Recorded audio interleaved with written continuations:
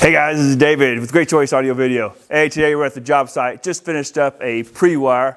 Now don't forget guys, pre-wires are super important, especially, when we're trying to do custom speakers, custom, shades, all kinds of things. And especially when you have a house that's 2 stories. A lot of times you can't run wire later. So today we got some really cool things to show you guys. If you look at one of our past videos, we showed you James Loudspeaker, the small aperture where it's in a in-wall type setting. The client didn't want to see a big speaker, don't have really a place to do big speakers. It's got 20+ foot ceilings. You obviously do not want to put speakers way up there. So the next best solution was finding something in-wall, but that didn't take up a lot of space. So let me show you guys what I'm talking about. So these are the James Loudspeaker small aperture speakers. Now, if you remember from my video, I talked about how these produce actually a large amount of bass. So as you can see here, this is just a piece of wood block. We're going with the square on these. You can do round, but we did square. And this is just a place setter. So as you see now that we have the speaker installed with the brackets in the stud space, the sheetrock guys will come in next and lay sheetrock over the front facing on this speaker. And when they do, they'll cut out this square. And then in the video I showed you guys in the previous weeks, that after they cut out the square where this place setter is, then we'll have a trim piece that goes here that they'll taper mud and texture around it that'll make it flush exactly with the front. So I showed you guys how that grill fits flush inside that trim kit. And that'll be all that you see when the sheetrock is put down. It's just this little bit of square, and it'll be a little grill that will be painted to match the wall. So super cool. There's gonna be some floating shelves in here. So this is gonna be kind of a modern setting. We got a wide, I wanna say the fireplace, they said it's over 6 feet long. So that's gonna be super cool. We got a TV by the fireplace. So it's just a nice open room. We wired for a subwoofer just in case in one of the cabinets down below, probably a James Powerpipe sub, but right now we should have quite a bit of bass out of those speakers. And again guys, you won't always see anything but this little 3-inch square, which will be flush in the sheetrock. So obviously, as you can see, they're in the studs. So to do something like this, you'd have to be doing a remodel or new construction. So you guys, when you're doing new construction or remodel, get with your AV guy or look at our videos so you can see all kinds of great ideas on what you might be missing out on, because you can have great sound without having to see a big ugly speaker or have no speakers, because you don't want something that's ugly on the wall or in the ceiling or whatever. So great solution, James Loudspeaker small aperture speakers. So we don't have surround in here, but we do have motorized shades. So as you can see, there's a bunch of big windows in here. You might get by with doing wireless shades, but problem is because there's such large windows, you're probably going to go through batteries quite often, more than normal because of how big the windows are. Or you might not be able to actually get a good motorized shade in a wireless form with these size windows. So client didn't want to worry about batteries, and so we wired for all these using Cat 6. Most likely we're going to use Screen Innovation shades. So if you've seen in our previous video where we did the showroom or the showcase house, we use Screen Innovations. This is what we'll be looking at as well. So we have 3 big windows in the living room and then 3 more big windows in the breakfast area. So before I leave the living room, I want to show you guys, we actually wired for a touch panel. So we'll be using a long control system. So with the touch panel, we ran it with one Cat 6 cable, and that goes back to our main home run. And those of you not familiar with the home run, it's where all your wires come in right here.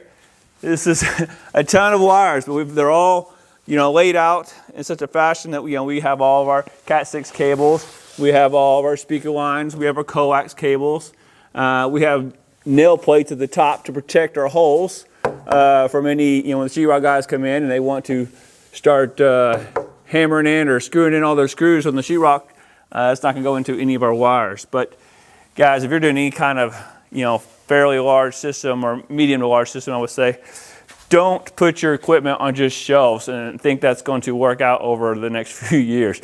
Wire it in such a way that you can do a custom rack. A rack is well worth it, guys. So every time a rack, everything's evenly spaced. It looks prettier, it looks nicer. You don't have to worry about heat because heat's going to dissipate much better because you can do in-house fans or rack fans. Just a much better solution. So don't put things on just shelves if you're going to do large amounts of equipment. just a tip of the day. So moving on. We're going to go into the master bedroom. Hopefully it's not too dark in here. We're getting towards the end of the day, and it looks like it's fixing to rain again. So this is the master bedroom, nice large bedroom. Now, if you guys are, doing any kind of streaming or playing a lot of things off the TV, and your TV is fairly far from where your bed is, which is way over there, a good idea is to wire several Cat 6s to the TV.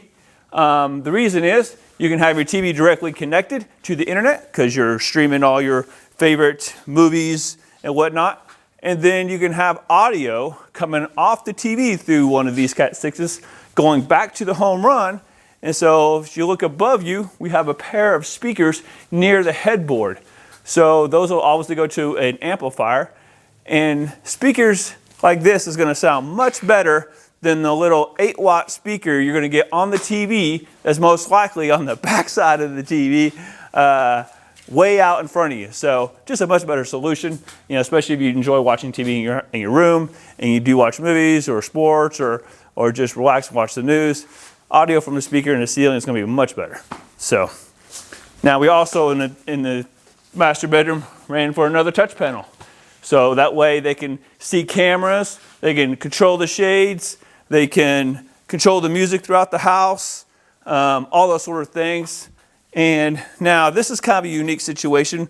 We're going to do motorized shades here as well, but we have to come up with a good solution because 2 of these windows in the middle are fixed.